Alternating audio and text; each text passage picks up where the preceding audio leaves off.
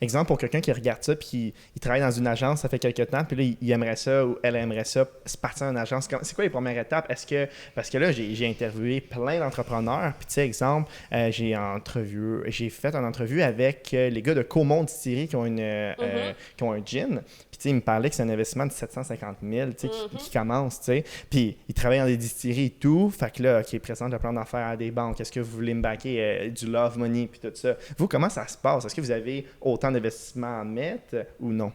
En fait, déjà, quand je disais que c'est plus risqué, la réalité, c'est qu'on est on est dans une industrie de service. Donc, c'est le capital humain, là, si je parle vraiment en termes un peu administratifs. Ouais. Là.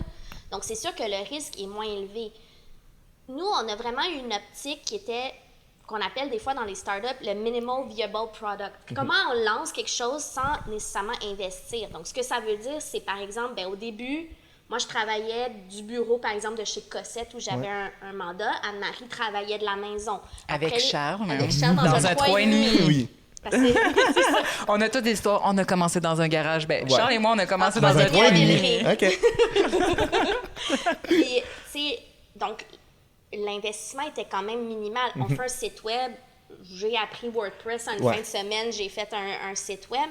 Mais pour se lancer en affaires, puis ça, c'est ce qu'on dit aussi à nos employés, à l'équipe, ton plus gros asset, là, en bon français, là, c'est ton réseau.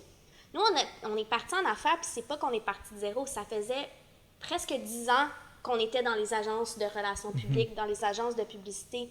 Donc, veux pas, aussitôt qu'on a dit qu'on partait, on avait déjà du bouche à oreille qui circulait. Donc, c'est comme ça aussi qu'on est allé chercher nos premiers clients. Ils avaient aimé travailler avec nous dans le passé. Ils ont vu la nouvelle, bien sûr, on a communiqué là-dessus puisque c'est notre travail. Donc, la roue s'est mise en mouvement de bouche à oreille. Un premier mandat sur lequel on a communiqué, puis d'autres mandats ont rentré.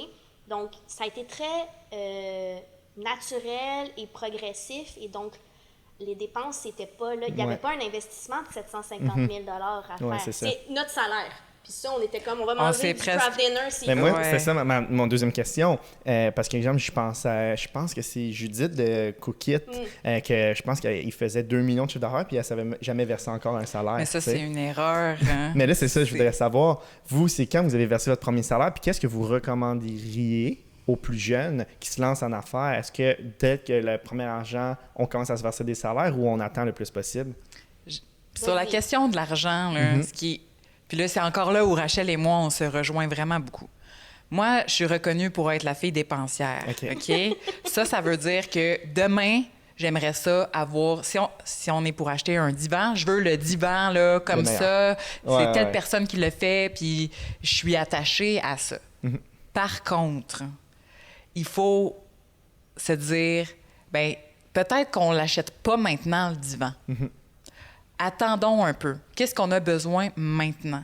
Fait que le conseil que je donnerais, là, puis c'est là où Rachel m'a ramené à terre plusieurs endroits, puis à un moment donné, on a fait des négociations de sorte qu'à un moment donné, on a envoyé toute la gang en Islande. OK, je comprends. Tu comprends? Ouais. Mais on a fait On est arrivé avec des idées incroyables, on voulait des choses grandioses, mais il a fallu dire, regarde, cet endroit-là, il n'y en aura pas de ça, puis Fait que le conseil...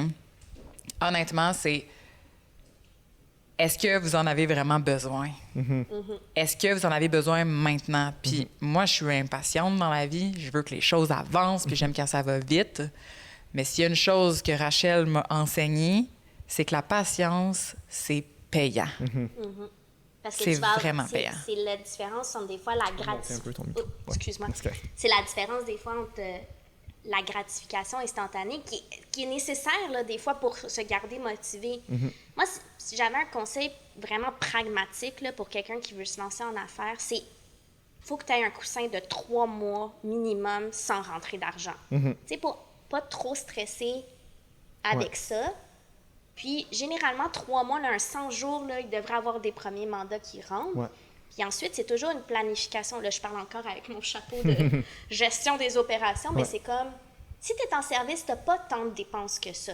Donc, c'est juste de garder en tête la saine gestion, c'est-à-dire, j'ai un nouveau mandat qui rentre, je facture déjà 50% parce que je sais que les heures vont être accomplies. Donc, j'ai déjà un flux de trésorerie, une rentrée d'argent. Mais si je reste super simple, 3 mois sans salaire, peux-tu survivre avec toutes tes dépenses? Ouais. Ben déjà, ça serait un bon conseil pour justement bien gérer. Puis nous, les salaires, on a été chanceux parce que justement, j'avais un contrat d'environ 3 mois qui était sûr dans le béton, qui était bien rémunéré. Donc, je renflouais les coffres, si on peut dire, en quelque sorte. Puis les contrats en ARP, c'est pas pour rien qu'Anne-Marie, c'est elle qui a aussi quitté sa job. C'est que les ARP, c'est quand même rapide. C'est des petits mandats souvent qui peuvent arriver, alors que les stratégies, c'est plus de longue haleine, développer un mandat puis le signer. Donc, OK, signons les RP, on va pouvoir communiquer là-dessus, avoir du rayonnement, de la visibilité, pendant que là, on développe les stratégies plus long terme, puis là, vraiment, la roue s'est mise à rouler. Nice. Merci beaucoup d'avoir écouté mon podcast. N'oubliez pas d'aller voir le site web de hxn.media. On est une compagnie de production vidéo québécoise. On est situé à Montréal, mais on fait des vidéos partout au Québec. Si votre entreprise a besoin de vidéos, n'hésitez pas à nous contacter. Merci.